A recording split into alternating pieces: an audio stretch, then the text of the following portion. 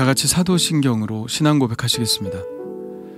전능하사 천지를 만드신 하나님 아버지를 내가 믿사오며 그 외아들 우리 주 예수 그리스도를 믿사오니 이는 성령으로 잉태하사 동정녀 마리아에게 나시고 본디오 빌라도에게 고난을 받으사 십자가에 못 박혀 죽으시고 장사한 지 사흘 만에 죽은 자 가운데서 다시 살아나시며 하늘에 오르사 전능하신 하나님 우편에 앉아 계시다가 저리로서 산 자와 죽은 자를 심판하러 오시리라.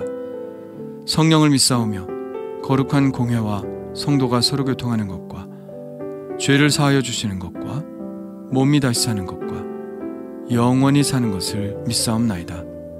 아멘. 다 같이 찬송가 220장 함께 부르시겠습니다.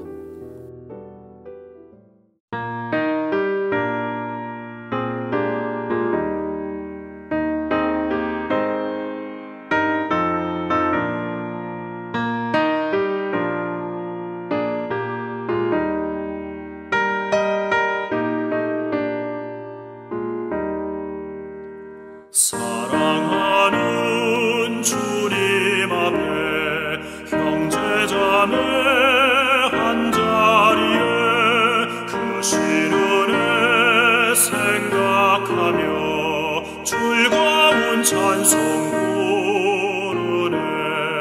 내 주 예수 본을 받아 모든 사랑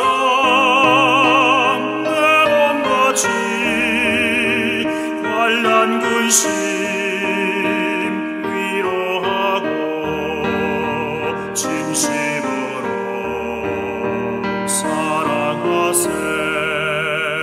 사랑하는 주님 앞에 온갖 충성 다 바쳐서 괴로우나 즐거우나 주님만 입소서.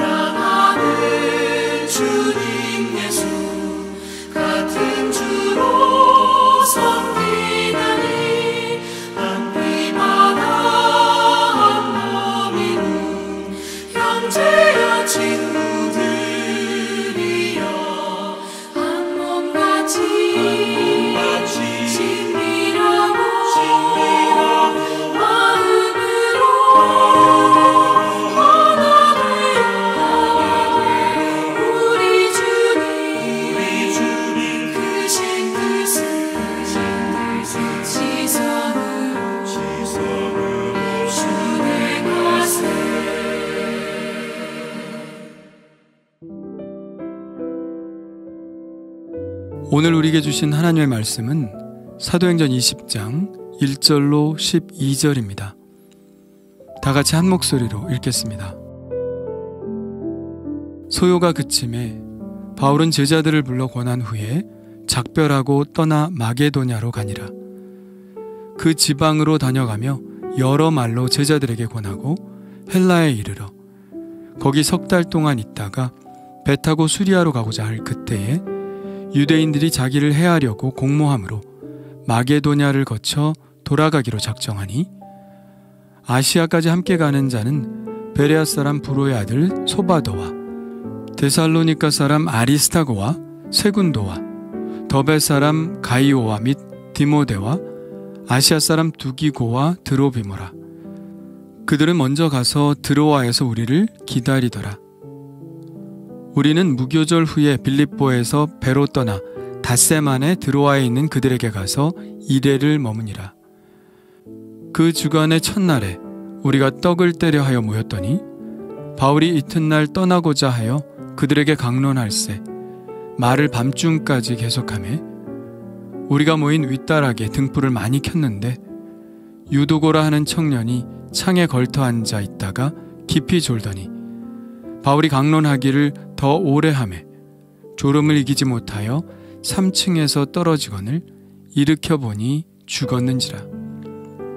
바울이 내려가서 그 위에 엎드려 그 몸을 안고 말하되 떠들지 말라, 생명이 그에게 있다 하고 올라가 떡을 떼어 먹고 오랫동안 곧 날이 새기까지 이야기하고 떠나니라. 사람들이 살아난 청년을 데리고 가서 적지 않게 위로를 받았더라. 아멘. 에베소에서의 약 3년의 시간을 보내고 제자들을 불러 작별을 고한 후 바울은 마게도냐로 갑니다. 그것은 이미 바울이 19장에서 하나님의 뜻에 따라 결정한 것을 실행에 옮긴 것입니다. 거기에서 이렇게 말하죠. 이 일이 있은 후에 바울이 마게도냐와 아가야를 거쳐 예루살렘에 가기로 작정하여 이르되 내가 거기 갔다가 후에 로마도 보아야 하리라 하고, 마게도냐에 도착한 바울은 마게도냐 교회들을 방문하여 권면의 말들을 전합니다. 마게도냐에 속한 교회는 빌립보, 데살로니가, 베레아 교회죠. 바울은 이어 헬라에 이릅니다. 헬라는 고린도를 말합니다. 바울은 고린도 교회를 개척하고 1년 6개월간 머물렀었죠. 이번에도 꽤 길게 석 달 동안이나 머뭅니다. 고린도에서 머무는 동안 바울은 매우 중요한 일을 하는데요. 바로 로마에 편지를 쓴 것이죠. 그것이 바로 우리가 알고 있는 로마서고요.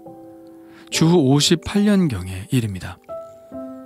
바울은 이 로마서에서 앞으로 로마를 거쳐 서바나, 즉 스페인까지 선교할 계획을 밝히고 있죠. 고린도에서 석 달을 보낸 후 바울은 백길로 수리아로 떠나고자 합니다.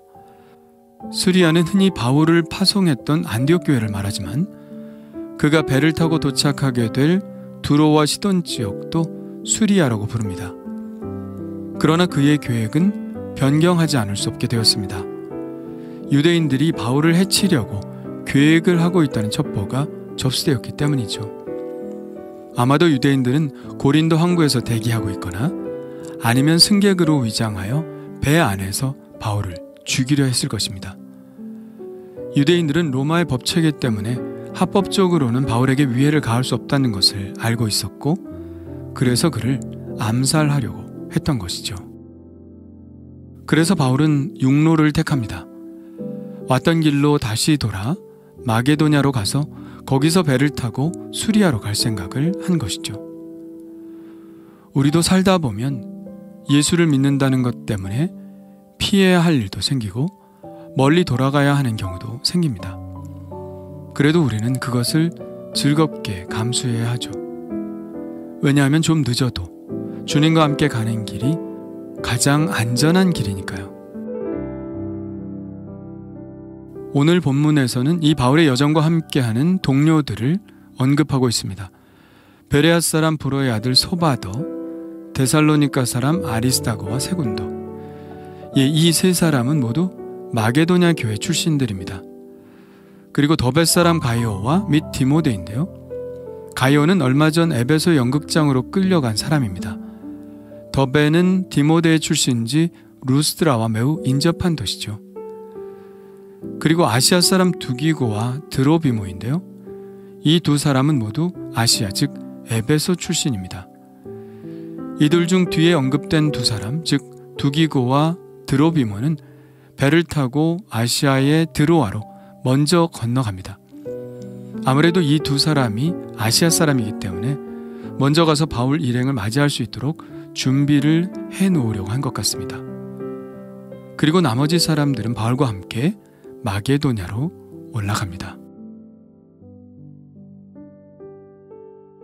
그들은 마게도냐의 빌립보에서 무교절을 보내고 무교절이 지나자 빌립보에서 배로 떠나 닷새 만에 드로아에 도착합니다. 거기서 일주일간 머물죠. 그렇다면 드로아에도 교회가 있었을까요? 예, 있었습니다. 사도행전에는 드로아 선교에 대해서 기술하고 있지 않지만 바울이 다녀간 흔적이 분명히 있거든요. 드로아는 바울이 환상을 본 곳입니다. 이때는 2차 전도 여행 때였는데요. 바울은 본래 에베소로 가려고 했으나 성령이 막으셨고 북쪽 비두니아로 가고자 했었으나 예수의 영이 허락하지 않았습니다. 그래서 하는 수 없이 드로아로 갔는데 거기서 마게도냐 사람이 건너와서 우리를 도우라는 환상을 보고 드로아에서 배를 타고 빌립보로 가게 되죠. 바울은 이때 드로아에 머물며 전도를 했고 드로아의 교회가 바로 이때 생겨난 것이죠. 드로아에서 바울과 그리스도인들은 그 주간의 첫날에 떡을 때려 모였습니다. 주간의 첫날이라는 말은 안식 후 첫날이라는 말과 같은 말입니다. 이전 개역 성경에는 안식 후 첫날이라고 되어 있죠. 안식 후 첫날은 기독교인들에게 있어서 굉장히 중요한 의미를 담고 있죠. 바로 예수님께서 안식 후 첫날 부활하셨기 때문입니다. 기독교인들은 여전히 회당에서 안식일을 지켰지만 안식 후 첫날 그들은 따로 모여 예수님의 부활을 기념하는 예배를 드렸죠. 그들은 예수님께서 기억하라는 말씀대로 떡을 떼고 포도주를 나누며 성찬을 했습니다. 부활이요 생명이신 예수님이 그들 안에서 여전히 살아계심을 확신하며 성찬을 행한 것이죠. 이 7절의 말씀은 기독교 예배의 역사를 조명하는데 매우 결정적인 단서를 제공하는 말씀입니다. 초대교회의 예배 형태가 어렴풋이 보이는 말씀이죠. 그들은 안식 후 첫날 예수님의 부활을 기념하기 위해 모였으며 성찬을 행했고 말씀 선포가 이어졌다는 것입니다. 지금의 교회는 바로 이 초대교회의 예배를 모태로 예배하고 있는 것이죠. 그날의 바울의 강론은 매우 늦은 밤까지 이어졌습니다. 바울이 다음날 떠나야 하기 때문에 바울도 주님의 말씀을 열심히 전하고 또 회중들도 한마디 말씀이라도 더 들으려고 귀를 기울였죠. 그들은 시간 가는 줄도 모르고 말씀을 집중하여 경청했습니다. 그런데 이 와중에 큰 사건이 벌어지죠. 다락방 창문에 걸터 앉아 말씀을 듣고 있던 유두고라는 청년이 졸음을 이기지 못하고 졸다가 그만 3층에서 떨어진 것입니다. 사람들이 내려가 보니 그 청년은 이미 죽어 있었죠. 바울도 내려갔습니다. 이때 사람들의 표정이 궁금합니다. 분명 바울을 쳐다보며 어떻게 좀 해보시라는 표정을 지었을 것입니다. 이것이 리더가 갖는 부담감이죠. 요즘 같으면 앰뷸런스를 불렀겠지만 당시에는 바울이 해결을 해야 했습니다. 그는 모든 사람들이 주목하고 있는 리더였으니까요. 바울은 그 청년 위에 엎드렸습니다. 이것은 엘리야가 사르밧 과부의 아들을 살릴 때, 또 엘리사가 수넴 여인의 아들을 살릴 때 했던 방식과 같습니다. 그는 자기 입을 그의 입에, 자기 눈을 그의 눈에, 자기 손을 그의 손에 대고 죽은 아이의 몸에 엎드렸죠. 바울이 이런 방식을 사용한 것은 엘리야와 엘리사에게 베풀어 주셨던 그 기적을 지금 이 청년에게도 베풀어 달라는 바울의 간절한 기도였을 것입니다. 그리고 나서 그는 사람들에게 말하죠. 떠들지 말라. 생명이 그에게 있다. 그렇게 말하고는 다시 올라가 아무 일 없었다는 듯이 떡을 떼고 새벽까지 강론을 하고 드로아로 떠납니다. 성경은 오늘의 이 사건이 그들에게 큰 위로가 되었다고 말하고 있습니다. 사람들이 살아난 청년을 데리고 가서 적지 않게 위로를 받았더라. 죽었던 청년 유두고가 살아났다는 사실 자체도 그들에게는 분명 큰 위로가 되었을 것입니다. 그러나 그들이 받은 위로는 그보다 더 큰 위로였죠. 그것은 부활이 주는 위로였습니다. 유두고는 분명히 죽었고 또 분명히 살아났죠. 예수님께서 나사로의 죽음과 부활을 통해 우리에게 말씀하신 것이 당신이 바로 부활이요 생명이니 당신을 믿는 자는 죽어도 살겠고 무릇 살아서 믿는 자는 영원히 죽지 아니한다는 것인 것과 마찬가지로 이 유두고의 죽음과 부활 사건은 바로 그들 안에 계신 예수 그리스도가 그들의 참된 생명이 되신다는 사실을 그들에게 확인시켜 준 것이죠. 이제 우리의 생명이 언젠가는 죽게 될 텐데 우리가 두려워하지 말아야 할 것은 우리 안에 있는 예수님의 생명이 우리를 다시 깨어나게 하실 것이라는 것을 분명하게 인식시켜준 사건이기 때문에 이 사건이 우리에게도 큰 위로가 되는 것이죠. 우리 그리스도인들 안에 있는 참된 위로는 부활에 있죠.